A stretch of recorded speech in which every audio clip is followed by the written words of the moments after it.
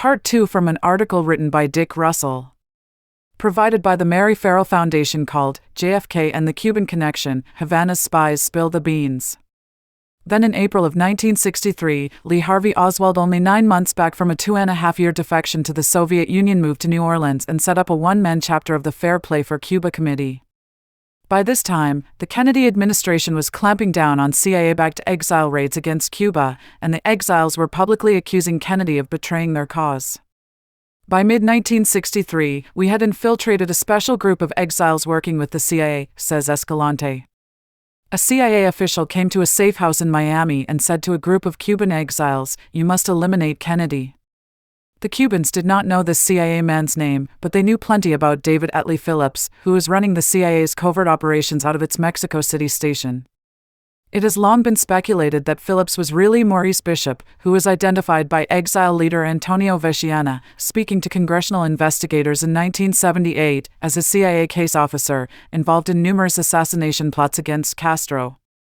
Veciana claimed Bishop introduced him to Oswald at a meeting in Dallas in September 1963. Although Phillips' physical description was a near match for that provided by Veciana, the exile would never positively identify Phillips as Bishop. Phillips, who died in 1988, denied using the alias or working with Veciana. Now the Cubans say they have evidence that Bishop was indeed Phillips.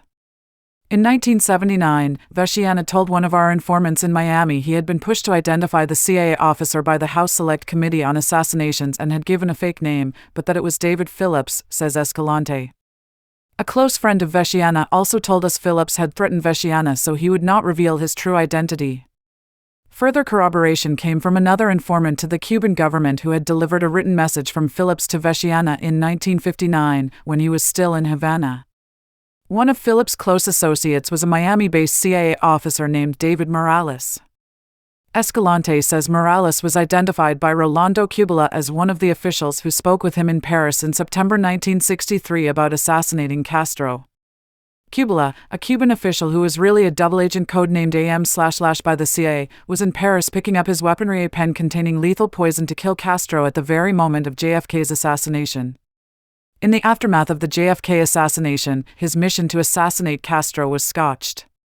Cubala, a crony of top Miami mobster Santos Traficante, was finally arrested in Cuba in 1966.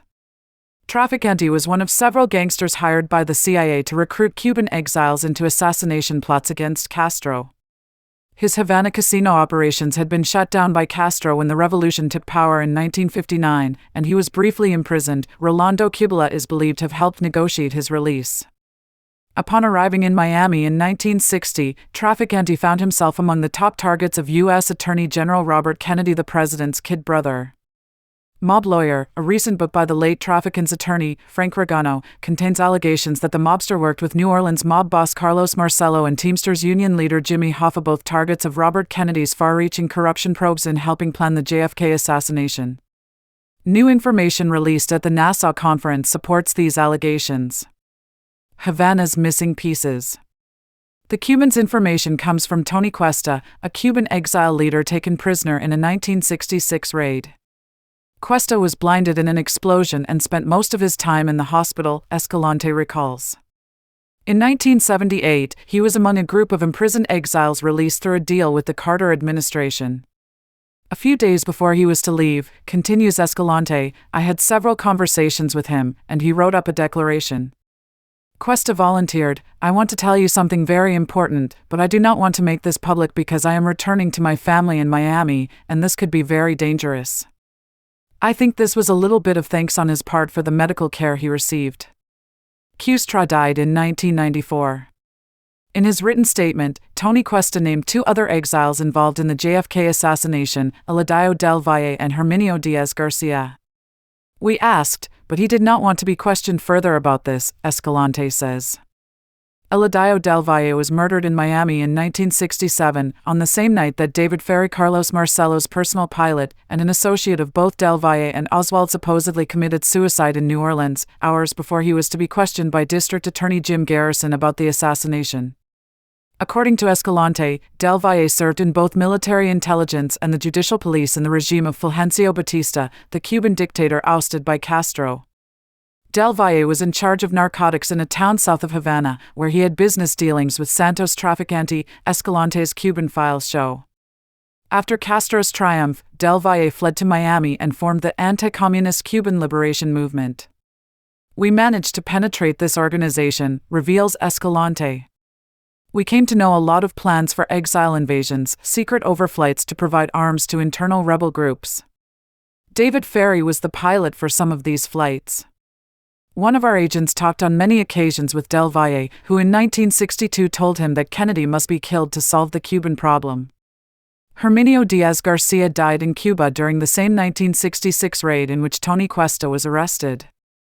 Escalante says Diaz, a hitman from the 40s, part of a gangster group in Cuba, had been recruited in 1958 by Dominican Republic dictator Rafael Trujillo for an assassination plot against Costa Rica's President José Figueres. "They were arrested in Costa Rica and expelled to Mexico," says Escalante. But Diaz Garcia killed several people in the 1950s. In 1960, he was Santos Traficant's bodyguard. He left Cuba by the end of 1962 via Mexico. "We knew he was in Miami, working with Traficante and Tony Verona, another exile involved in CIA/Mafia plots against Castro. But until Cuesta's revelation, the Cubans had never suspected Diaz Garcia of involvement in the JFK kill." Further substantiation was also provided this writer by Richard Case Nagel, a CIA/KGB double agent whose body was found last November 1 in Los Angeles just as the ARB was attempting to reach him for an interview. "I interviewed Nagel extensively for my book, The Man Who Knew Too Much, Carroll and Graf, New York 1992, in which he recounts penetrating several plans to assassinate Kennedy, all involving embittered Cuban exiles, during the 1962-3 period. Nagel would never reveal the identity of two exiles he claimed deceived Oswald into believing they were Castro operatives. But he did say that Del Valle was in touch with one of the Oswald-linked exiles. And every time I probed him, Nagel always steered the conversation to Tony Cuesta, the man who, according to the Cubans, knew the answer to my question." Havana, Washington shadow play.